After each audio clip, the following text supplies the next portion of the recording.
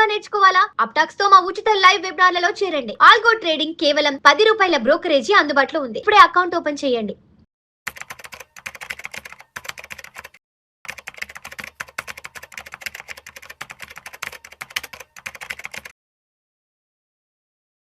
Sir Giribabu గారు నమస్తే sir. నమస్తే అండి. Yes, welcome to Suman TV and welcome to Vishnu talks. So Giribabu గారు, తాయ్ కిలవి సినిమా గురించి మనం కొన్ని సిరీస్ ఆఫ్ వీడియోస్ లాగా చేస్తున్నాం. అంటే తాయ్ కిలవి సినిమా నుంచి తెలుసుకోవాల్సిన డబ్బు పాఠాలు అనే అంశం మీద అనే నేపథ్యంగా మనం మాట్లాడుకుంటున్నాం. కాబట్టి దీనికి ముందు 2 వీడియోల్లో మనం అంటే ఆ సినిమాకి సంబంధించిన క్లైమాక్స్ సన్నివేశం గురించి ఒక 20 మినిట్స్ మాట్లాడుకున్నాం. అక్కడ పవన్ తాయమ్మ నేర్పించినటువంటి ఆర్థిక పాఠాలు కుటుంబ సభ్యులకి ఏంటన్నది ఒక ఎపిసోడ్లో చేసాం. ఆ 2వ ఎపిసోడ్లో హెల్త్ ఇన్సూరెన్స్ యొక్క ఆవశ్యకత ఏంటి, పవన్ తాయమ్మకి అక్కడ హెల్త్ ఇన్సూరెన్స్ లేకపోవడం వల్ల పడ్డ ఇబ్బందుల గురించి సెకండ్ వీడియోలో మాట్లాడుకున్నాం. ఇప్పుడు మనం 3వ వీడియో గురించి మాట్లాడుతున్నాం. కాబట్టి ఇప్పుడు 3వ వీడియో ద్వారా అంటే తాయ్ కిలవి సినిమా నుంచి ఇంకా మనం నేర్చుకోవాల్సిన ఇంకా విషయాలు ఏమున్నాయి, అంటే ఇంకా డెప్త్ అయిన అంశాలు ఏమున్నాయి ఈ సినిమా నుంచి మనం తెలుసుకోవాల్సినవి? అన్నిటికంటే ఇంపార్టెంట్ ఏంటంటే ఇప్పుడు తను సంపాదించిన డబ్బుల్లో నుంచి ఎంతో కొంత 5-10 దుడ్డులో నుంచి సేవ్ చేసుకుంటే రేపు పొద్దున కష్టకాలం ఉపయోగపడుతుందని చెప్పింది కదా. అయితే ఈమె ఎక్కడ సేవ్ చేసిన డబ్బులన్నీ కూడా గోల్డ్ రూపంలో. గోల్డ్ ఎప్పుడే కానీ పెరిగేది కానీ తగ్గదు కదా వాల్యూ. నెంబర్ 2, గోల్డ్ అనేది ఎప్పుడైనా సరే మోస్ట్ లిక్విడేటబుల్ అసెట్. ఆ డబ్బులు తీసుకెళ్ళి ఆమె ఏ పొలమో స్థలమో ఇల్లో ప్లాటో కొనలేదు. 300 తులాలు జమ చేసింది. జమ అంటే ఊరిని కొనేయచ్చు, ఊరు కొనేయచ్చు ఇప్పుడున్న లెక్క ప్రకారంగా. అంత డబ్బుని కూడా ఆమె ఆభరణాల రూపంలో ఫిజికల్ ఫైనాన్షియల్ అసెట్ గా, అంటే gold is most liquidatable asset. Most అంటే ఇట్లా తీసుకెళ్లి బ్యాంక్ లో పెట్టేస్తే గంట సేపట్లో డబ్బులు ఇస్తారు. అంత లిక్విడేటబుల్, అంత అసెట్ అది. అండ్ అదొక మనకు ఆర్థిక బలం ఇస్తుంది, ఆర్థిక స్వేచ్ఛ ఇస్తుంది. ఇప్పుడు నార్మల్గా మనం ఎప్పుడు బలంగా ఉంటాం, ఆరోగ్యంగా ఉంటాం.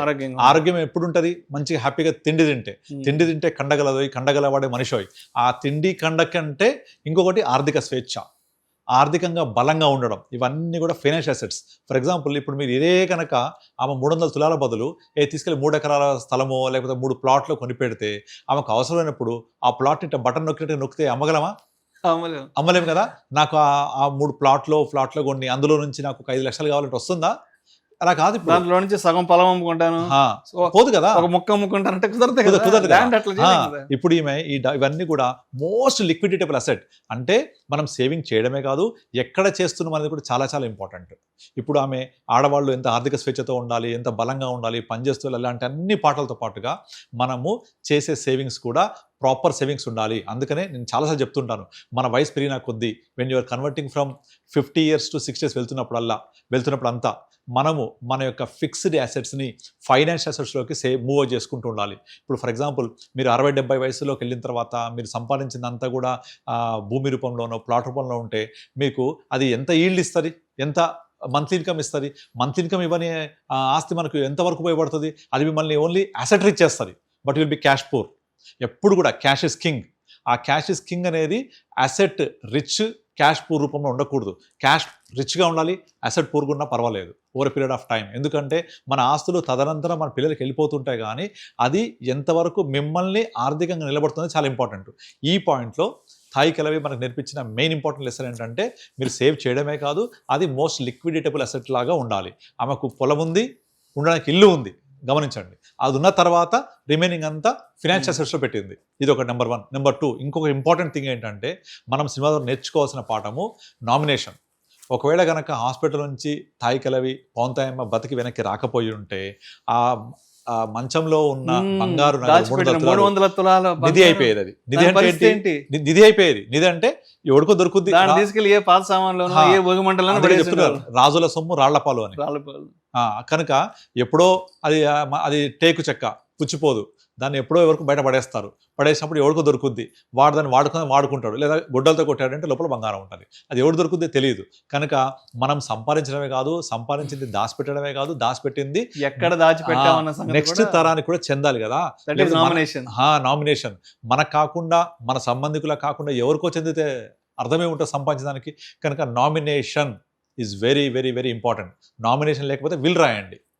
విల్ రాస్తే ఏమవుతుంది, ఆ విల్లులో మన యొక్క వీల్నామాలో నా యొక్క విల్ ఏంటి, last will, as per my last will and wish ఈ డబ్బులు ఈ ఆస్తులు పలానా వారికి చెందాలి, నా సంబంధికులు చెందాలని క్లియర్ కట్గా రేషియోతో సహా మనం రాసినట్టయితే మన కుటుంబ సభ్యులకు ఆ నిష్పత్తిలో చెందితే మనం కూడా హ్యాపీ, మన తదనంతరం మనల్ని చూసుకున్న వాళ్ళకు హ్యాపీ. మనం చెప్తుంటారు కదా, నన్ను ఎవరు చూసుకుంటే వాళ్ళకి ఇచ్చేస్తా అని చెప్తుంటారు కదా. కనుక మనము ఒకరి ద్వారా ఆ డబ్బులు వాళ్ళు పొందుతున్నప్పుడు మనకు కూడా ఒక రెస్పెక్ట్ దొరుకుతుంది. అరే మాకు పలానా వాళ్ళు ఇచ్చేళ్ళారు, మా అమ్మ ఇచ్చింది, మా నాన్నమ్మ ఇచ్చింది, మా తాత డబ్బులు ఇచ్చిండు, నేను అలా ఉన్నానని వాళ్ళకు ఒక ఆర్థికంగా ఒక మంచి జరుగుద్ది. నాకు కూడా ఒక నేను సంపాదించిన డబ్బులు రాజుల సొమ్ము రాళ్లపాలు కాకుండా మా వాళ్ళకి చెందినవి, నాకు హ్యాపీనెస్ ఉంటుంది.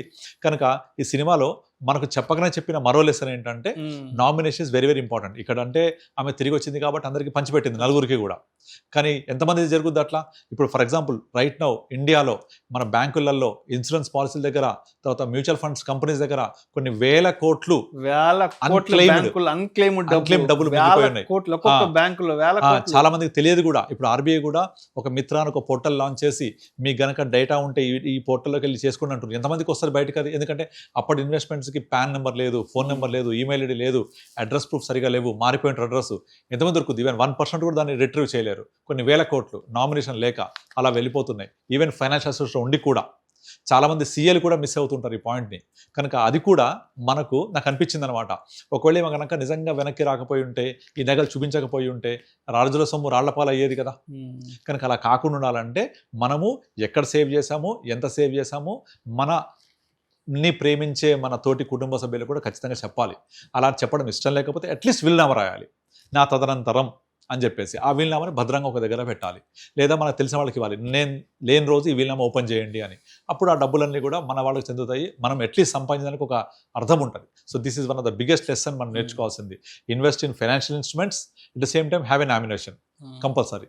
ఇన్సూరెన్స్ ఉండాలి, ఆర్థిక స్వేచ్ఛ ఉండాలి, అందరిని ప్రేమించాలి, సొంతగా ఖర్చు పెట్టుకోవాలి. ఇవన్నీ ఒక లెసన్స్ పాటు, ఇది కూడా కొన్ని లెసన్స్.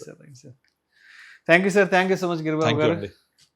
తాయి కిలవి సినిమా నుంచి పవన్ తాయమ్మ జీవితంలోని ఆర్థిక పాఠాలను, ఆవిడ యొక్క లైఫ్ లెసన్స్ని మనం ఏ విధంగా మన నిజ జీవితానికి అన్వయించుకోవాలి, మనం ఎలా తప్పనిసరిగా వాటిని పాటించాలన్న విషయం చాలా చక్కగా తెలియజేశారు. Thank you sir, thank you so much. ఇటువంటి మంచి సినిమాలు మళ్ళా చాలా సినిమాలు రావాలనుకుందాం. డెఫినెట్గా ప్రతి ఒక్కరూ కూడా మంచి సినిమాను చూసి ఆదరించి, మంచి సినిమా నుంచి మంచి విషయాలు నేర్చుకొని అవి వాళ్ళ నిజ జీవితాలకు అన్వయించుకోవాలి మనస్ఫూర్తిగా కోరుకున్నాం. Thank you so much Giribabu గారు.